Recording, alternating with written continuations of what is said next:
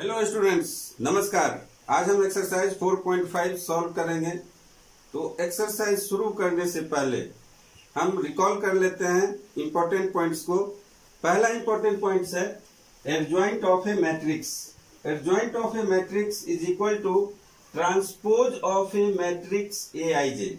इसका मतलब है कि मान लीजिए कोई आपके पास मैट्रिक्स है ए आई जे, थर्ड ऑर्डर कर लेते हैं A11, A12, A13, A21 होगा ये, A21, A22, A23, A31, A32, A33। तो कोफैक्टर का मैट्रिक्स क्या हो जाएगा? कोफैक्टर का मैट्रिक्स होगा AIJ is equal to A11, A12, A13, A21, A capital होगा, A22, A23, A31, A33, A32, A33। ये कोफैक्टर का मैट्रिक्स है। तो यहाँ पे बोले transpose of a matrix A I J. तो एडजॉइंट ऑफ ए यानी एडीजे लिखते हैं, adjoint of a matrix A को हम लोग क्या लिखेंगे? एडीजे यानी adjoint of A is equal to क्या है? ट्रांसपोज। ट्रांसपोज मीन्स इसका ट्रांसपोज करना पड़ेगा A11, A12, A13। इसको ऐसे लिख दीजिए A11, A12, A13। उसके बाद ये हो जाएगा A21, A22, A23, A31, A32, A33। यानी ट्रांसपोज इसका हमने क्या कर दिया? ट्रांसपोज आप जानते हैं कि रो को कॉलम में और कॉलम को रो में इंटरचेंज करना होता है। तो इसको हम लोग लिख सकते हैं adjoint of A is equal to transpose of cofactors. Transpose of cofactors, transpose of cofactor, या इसको हम लोग ऐसे भी लिख सकते हैं ए जे आई, ये भी लिख सकते हैं। सेकेंड पॉइंट है if A be any given A square matrix. तो डिटर्मिनेंट में हम सिर्फ स्क्वायर मैट्रिक्स के बारे में ही पढ़ते हैं, मीन्स डिटर्मिनेंट पॉसिबल है सिर्फ और सिर्फ स्क्वायर मैट्रिक्स के लिए ही। Of order N, then A multiplied by adjoint of A is equal to adjoint of A multiplied by A, and this is equal to determinant of A I, identity matrix। तो ये भी एक property है, इसको ध्यान में रखना है। उसके बाद तीसरा जो पॉइंट है बहुत ही इंपॉर्टेंट पॉइंट है। यदि आपको इनवर्स निकालना है तो सबसे पहले हम उसकी सिंगुलरिटी चेक करेंगे। यदि a square matrix A is said to be singular, किसी भी स्क्वायर मैट्रिक्स को हम सिंगुलर बोलेंगे कब? जब determinant of A is equal to क्या होगा? 0 होगा। If determinant of A is equal to 0 then matrix is said to be singular. और इसका उल्टा भी है कि a square matrix A is said to be non singular. Non singular if determinant of A is not equal to 0। नन है तो not equal to 0। तो if determinant is equal to 0 then matrix is singular, and if determinant is not equal to 0 then matrix is non-singular। Fifth point देखिए, if A and B are non-singular means determinant is not equal to 0। Non-singular matrices of the same order then AB and BA are also non-singular matrices। यदि ए और B non singular matrices है तो उसका product A B हो या B ए हो, वो भी क्या होगा? नॉन सिंगुलर मैट्रिक्स होगा। That means A B, determinant of A B is not equal to 0। ये भी मीन्स नॉन सिंगुलर होगा। Determinant of A B is not equal to 0 means A B या बी ए क्या होगा? 0 के equal नहीं होगा। कब? जब ए और बी नॉन सिंगुलर मैट्रिक्स है तो बी ए या ए बी भी नॉन सिंगुलर मैट्रिक्स होगा। उसके बाद 6 पॉइंट में the determinant of the product of matrices is equal to product of their respective determinants.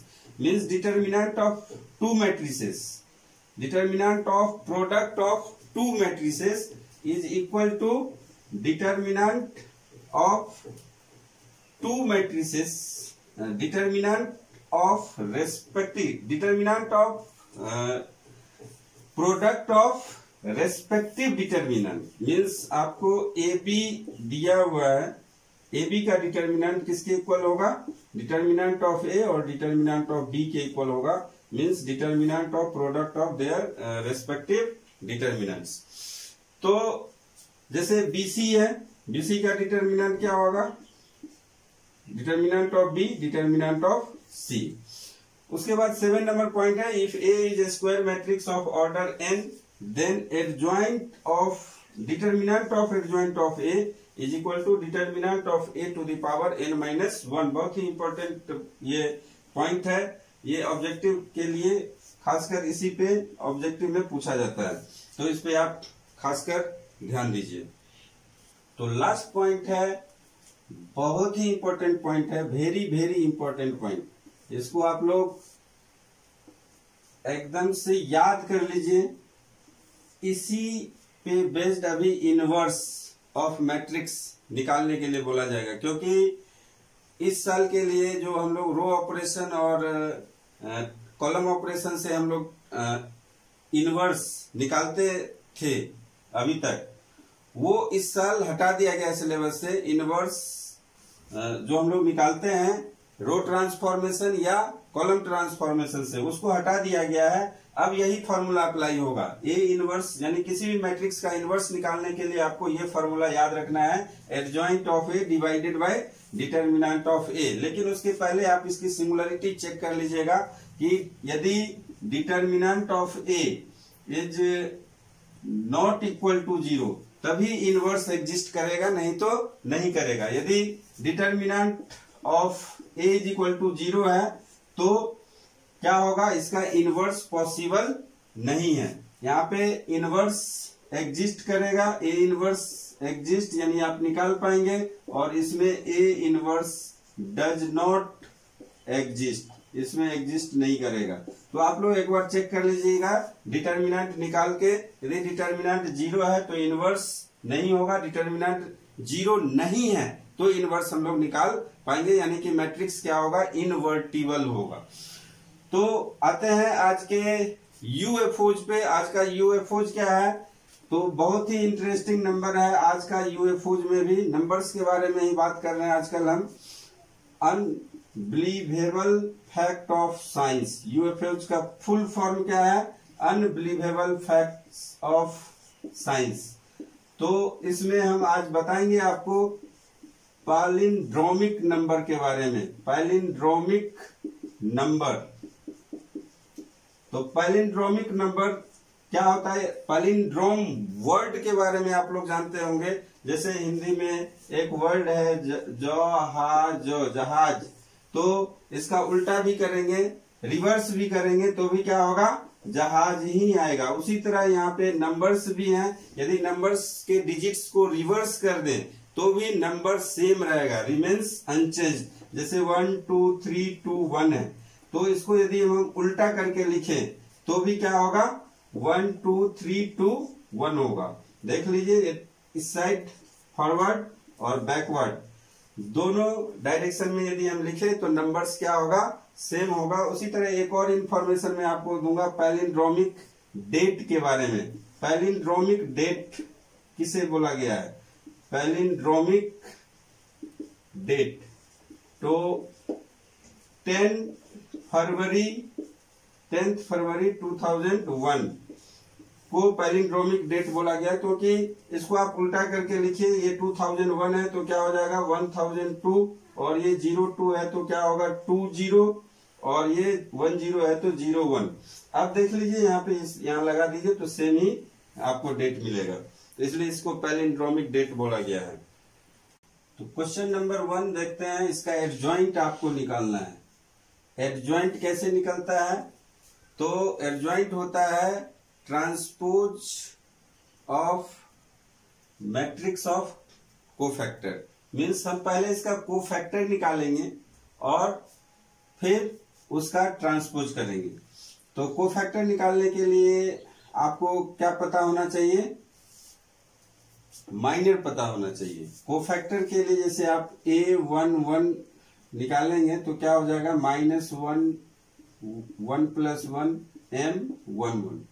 तो ये तो हम पहले ही बता चुके हैं कि 1 + 1 यदि इवन है तो पॉजिटिव होगा, और 1 + 1 यहाँ पे यदि I और J होता तो I + J यदि इवन है तो पॉजिटिव, और I + J यदि ऑड है तो निगेटिव। तो यहाँ पे 1 1 है तो ये पॉजिटिव आ जाएगा। M11 आप देख लीजिए कितना होगा? M11 1 का माइनर। M11 क्या है? माइनर ऑफ 1, तो ये आ जाएगा आपका 4। तो A11 हो गया 4। A12 है तो देख लीजिए 1 + 2 ऑड है तो माइनस आएगा, और इसका माइनर 1 2 क्या हो जाएगा? 3। उसी तरह A21, इसको यहां पे मत लिखिए आप।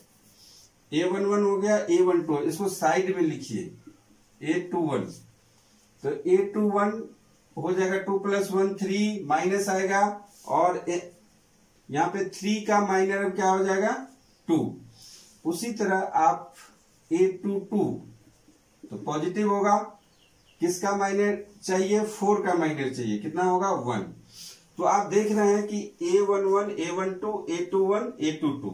तो जब आप यहाँ पे लिखेंगे A11 A12 A21 A22, ये क्या होता है? कोफैक्टर का मैट्रिक्स। कोफैक्टर का मैट्रिक्स। इसको क्या करेंगे हम लोग? ट्रांसपोज करेंगे। तो Aij को जब ट्रांसपोज करेंगे तो क्या हो जाएगा आपका? A11 रो कॉलम हो जाएगा, कॉलम रो हो जाएगा। A11 A12 A21 A22 ये होगा। तो जब आप इस फॉर्म में लिख रहे हैं तो ये एडजॉइंट ऑफ A क्या हो जाएगा? इसी को ऐसे ही लिख दीजिए, आपको करना नहीं पड़ेगा। ये इसीलिए मैं बोला साइड बाय साइड लिखिए। तो A11 कितना हो गया? 4 हो गया। A12 कितना हो गया? -3, उसके जस्ट नीचे है। अब साइड में ये है तो ये लिखिए -2 और ये +1। यही आपका एडजॉइंट ऑफ A होगा। सेकेंड नंबर क्वेश्चन भी 1 के जैसा ही है, लेकिन बस इसका ऑर्डर अलग है, 3/3 ऑर्डर का है। तो ध्यान से आपको करना पड़ेगा। इसका सबसे पहले कोफैक्टर निकालना है। बहुत ही कंसंट्रेशन चाहिए, नहीं तो गलत हो जाएगा। हम बार बार बोल रहे हैं आपको, सावधानी हटी और दुर्घटना घटी। तो इसलिए बहुत ही सावधानी पूर्वक कीजिए। मेरे से भी हो जाता है कभी कभी, तो उस पर आपको ध्यान नहीं देना है। ओके, तो देखिए मैं ट्राई करता हूं और सही निकालूंगा। तो यहाँ पे पहले आप क्या निकालिए? A11 यानी कोफैक्टर ऑफ 1। तो सिंपल सी बात है, 1 + 1 इवन होता है तो यहाँ पे पॉजिटिव होगा। माइनर क्या हो जाएगा? 3501 3501 3501 लिखिए यहाँ पे। उसके बाद क्रॉस मल्टीप्लाई कीजिए, 3 को 1 से और 0 को 5 से माइनस कीजिए। तो 3 1 जा 3, 0 5 जा 0 = 3 ही होगा। बहुत लंबा जा रहा उधर, तो उधर मत लिखिए, यहाँ पे 3 लिखिए, क्योंकि साइड में फिर लिखेंगे हम कुछ। उसके बाद A12 1 + 2 जैसे ही ऑड आ जाएगा निगेटिव साइन डाल दीजिए, और फिर फर्स्ट रो और सेकेंड कॉलम के सारे एलिमेंट्स को भूलिए, और जो एलिमेंट बचेंगे 2 5 -2 1 उसका मैट्रिक्स लिखिए 2 5 -2 1। और फिर ये देखिए क्या होगा क्रॉस मल्टीप्लाई करके, 2 1 जा 2 माइनस माइनस हो जाएगा प्लस, 5 2 जा 10, तो ये आ गया आपका -12। फिर देख लीजिए आप A13 निकाल दीजिए। A13 जब निकालेंगे यानी कि 2 का माइनर क्या होगा, 1 + 3 तो पॉजिटिव होगा, 1 + 3 इवन नंबर आएगा तो पॉजिटिव डालिए। यहाँ पे इसका माइनर लिखना है, यानी कि फर्स्ट रो और थर्ड कॉलम के सारे एलिमेंट को भूलने हैं आपको। और यहाँ पे आ जाएगा 2 3 -2 0। क्रॉस मल्टीप्लाई कीजिए 2 इंटू 0 माइनस 3 इंटू माइनस 2, तो ये आ गया आपका +6। उसके बाद फिर से यहां पे देख लीजिए ये क्या होगा, A21 यानी 2 का माइनर लिखना है। A21 है तो पहले तो नेगेटिव साइन डालिए, उसके बाद आप माइनर लिखिए। माइनर क्या हो जाएगा, -1 2 0 1, -1 2 0 1, और फिर इसको कैलकुलेट कीजिए तो हो जाएगा -1 -0 माइनस माइनस +1। उसके बाद फिर से आप लिख दीजिए A22, ये पॉजिटिव आएगा, इसका माइनर लिखिए। A22 यानी कि 3 का माइनर होगा 1 2 -2 1, 1 2 -2 1, और फिर इसको कैलकुलेट कीजिए। 1 + 2 2 जा 4 और माइनस था तो प्लस हो गया 4, ये हो जाएगा 5। उसी तरह आप A23 निकालिए, माइनस आएगा क्योंकि ये ऑड होगा 2 + 3। A23 मीन्स सेकेंड रो और थर्ड कॉलम को भूलना है। 1 -1 2 -2 0, 1 -1 -2 0, तो ये आपका आ जाएगा माइनस क्रॉस मल्टीप्लाई 0 -2, तो फिर से आ गया 2। उसी तरह आप यहाँ पे A31 निकालिए। आप 31 है तो 3 + 1 4 होता है, पॉजिटिव आएगा। इसका आपको माइनर लिखना है, -1 2 3 5, और फिर क्रॉस मल्टीप्लाई करना है तो -5 -6, ये हो जाएगा -11। फिर A32 निकालिए, 0 का माइनर A और 3 + 2 5 होता है, माइनस डाल दीजिए पहले, उसके बाद माइनर लिखिए 1 2 2 3, 1 2 2 3 यानी थर्ड रो और सेकेंड कॉलम को भूलेंगे। 1 2 2 5, 1 2 2 5, क्रॉस मल्टीप्लाई कीजिए 5 - 4, तो ये हो जाएगा -1, 5 - 4 1 होगा, माइनस लगा हुआ है। उसके बाद अब लास्ट में आपका आता है A33, तो A33 पॉजिटिव होगा क्योंकि 3 + 3 6 होता है जो कि इवन है, और फिर इसका जो माइनर होगा 1 -1 2 3, 1 -1 2 3, इसको आप क्रॉस मल्टीप्लाई कीजिए, 3 1 जा 3, माइनस माइनस प्लस कीजिए, 2 हो जाएगा, ये आ जाएगा 5। अब आपको क्या करना है, simple A11 A12 A13 means 3 first column में आ जाएगा 3 -12 6, सेकेंड कॉलम में आ जाएगा 1 5 2, और थर्ड कॉलम में आ जाएगा -11 -1 5। यही एडजॉइंट ऑफ A होगा। तो देखा मैंने बिल्कुल सही निकाला है। तो एडजॉइंट ऑफ A आपको कुछ नहीं करना है, आप यदि इस ऑर्डर में लिखेंगे तो क्या हो जाएगा, ये कॉलम एक बन जाएगा, फर्स्ट कॉलम 3 -12 6, 3 -12 6, सेकेंड कॉलम होगा आपका यहां से A21 से 1 5 2 1 5 2 1 5 2, और थर्ड कॉलम हो जाएगा आपका -11 -1 और 5। यही आपका एडजॉइंट ऑफ A है। तो बस आपको ध्यान रखना है प्लस माइनस में।